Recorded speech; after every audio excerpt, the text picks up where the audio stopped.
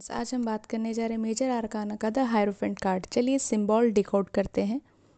आप देख सकते हैं क्राउन है जिसमें ट्रिपल स्टिक्स लगी हुई। ये माइंड, बॉडी एंड स्पिरिट को बताता है, स्पिरिचुअल अथॉरिटी को बताता है, ज्ञान जो आपको मिलेगा या फिर मिला हुआ है। ये एक्सपीरियंस को बताता है, ना कि शॉर्टकट्स को। दो पिलर्स देख सकते हैं, structure, belief, masculine feminine balance, stability through the rules and balance. Cross in hand, आप उनके हाथों में क्रॉस देख सकते हो जो कि spiritual power, divine law, moral authority को दिखाता है। ये हमें यह सिखाता है कि क्या गलत है और क्या सही है। आप दो इंसान को देख सकते हो जो कि एक स्टूडेंट की तरह दिख रहे हैं। ये कार्ड हमें स्टूडेंट और टीचर रिलेशनशिप को भी दिखाता है, गाइडेंस को भी दिखाता है, रिस्पेक्ट फॉर आवर एल्डर और mentor, learn from someone experience, don't act alone. ये हमें यह बताता है कि कोई भी गाइडेंस आपको अपने एल्डर से या मेंटोर से या फिर टीचर से मिले, उन्हें फॉलो करें।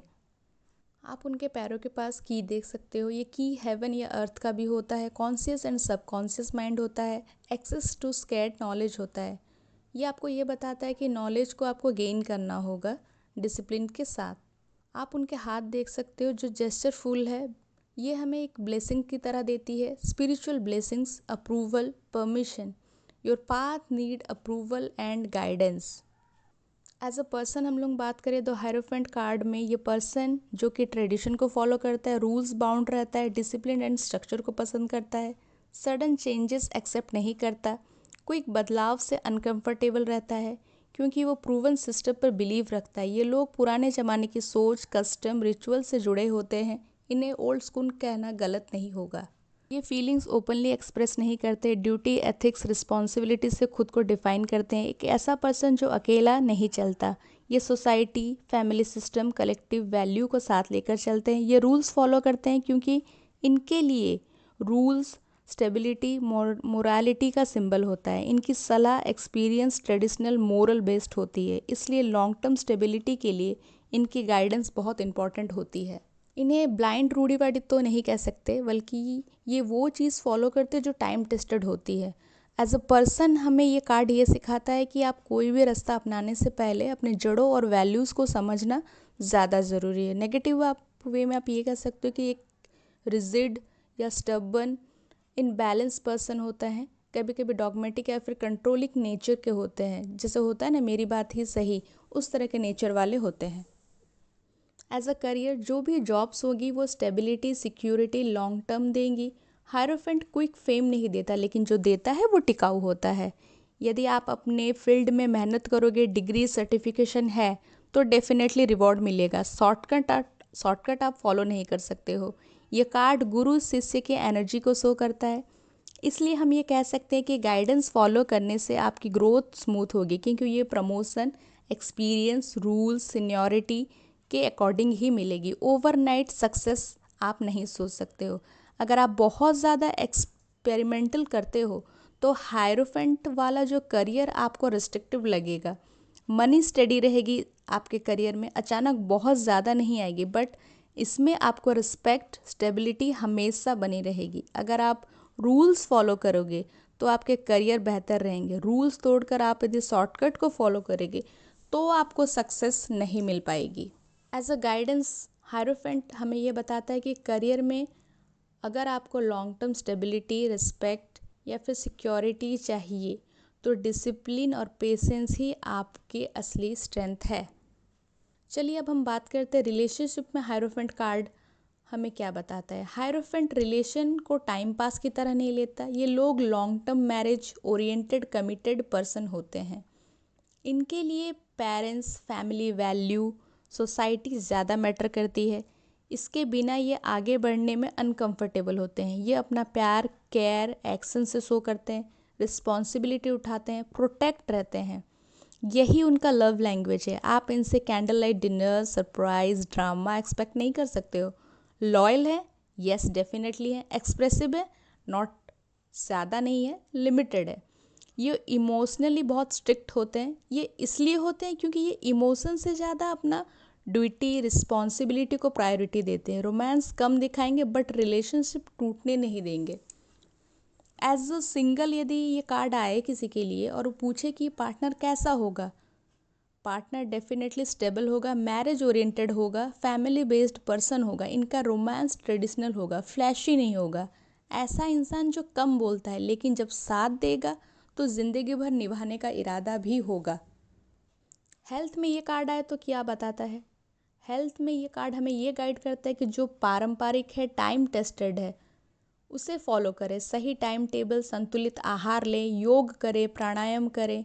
यदि आप आयुर्वेदिक दवा ले रहे हो तो उन्हें फॉलो करें। डॉक्टर से चल रही जो भी दवाएं हैं उन्हें फॉलो करें, कंटिन्यूसली फॉलो करें।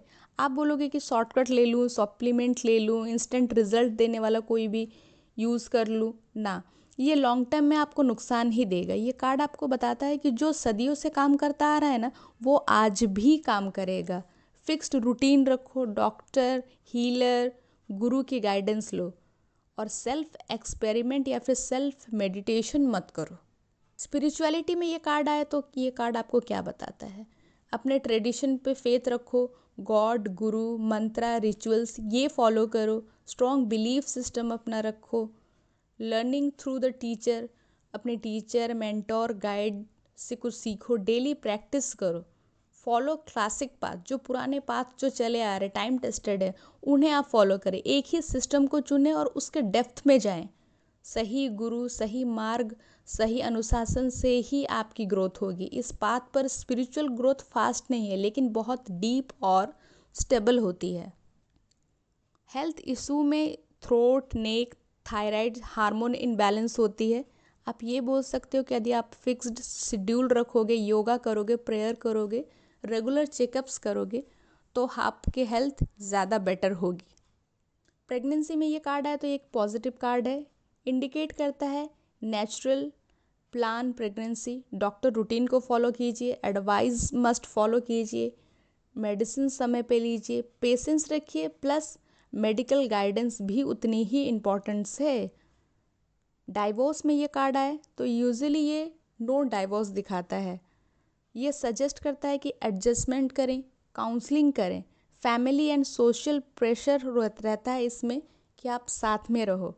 डाइवोर्स तभी होगा जब सिचुएशन बहुत ज़्यादा ख़राब हो जाएगी या फिर एक्सट्रीमली आप रिजिड होगे तो ही ये डाइवोर्स को दिखाता है। अदरवाइज़ ये दिखाता है कि आप कॉम्प्रोमाइज़ करो, कम्युनिकेशन करो और आगे बढ़ो। लीगल केस में ये कार्ड आया तो हमें ये बताता है कि यह कानून, सिस्टम या फिर सही प्रक्रिया का बात करता है। मीन्स शॉर्टकट नहीं, बल्कि रूल्स के हिसाब से आप चलोगे तो आप जीत पाओगे। कानून आपके फेवर में रहेगा यदि आप सही तरीके से चलोगे। कोर्ट के नियम, जो भी डॉक्यूमेंट्स हैं उसको आप सही रखोगे। केस प्रॉपर लीगल प्रोसीजर से सुलझाओगे। सीनियर वकील या फिर किसी अनुभवी का सलाह लोगे। यह कार्ड फटाफट फैसला तो नहीं दिखाता है, केस धीरे धीरे होगा लेकिन स्ट्रॉन्ग फाउंडेशन के साथ आगे बढ़ेगा। जज जो होंगे वो किताब के हिसाब से ही अपना फैसला लेंगे। इमोशनल या फिर ड्रामेटिक अप्रोच तो आप नहीं कर पाओगे इनके सामने। अगर आप पूछते हो कि सेटलमेंट होगा या नहीं, लीगल और रिस्पेक्टेबल एग्रीमेंट होगा तो ही होगा। नेगेटिव साइड में आप ये बोल सकते हो कि सिस्टम में थोड़ा लेट हो सकता है, ज़्यादा फॉर्मेलिटी हो सकती है, पुराने सोच के कारण थोड़ी डिले हो सकती है आपकी ये कार्ड। और ये यस कार्ड है, लेकिन इसके साथ साथ ये भी बोला जा सकता है कि आपके पास सही एडवोकेट होगा, सही डॉक्यूमेंट्स होगा, पेशेंस होगा तो ही आपका लीगल केस आपके फेवर में होगा। रेमेडीज़ के तौर पर आप ये बोल सकते हो कि अपने गुरु, सीनियर या फिर लॉ एक्सपर्ट की सलाह लो। कोर्ट से जुड़े जो भी कागजात हैं उनको लापरवाही नहीं करें। मैंने आज हायरोफेंट के सारे एस्पेक्ट्स कवर किए हैं। फिर भी आपके कुछ भी क्वेश्चंस बाकी रह गए हों तो प्लीज़ कमेंट्स करें। वीडियो आपको अच्छी लगी हो तो लाइक करें, कमेंट करें, सब्सक्राइब करें। Thank you.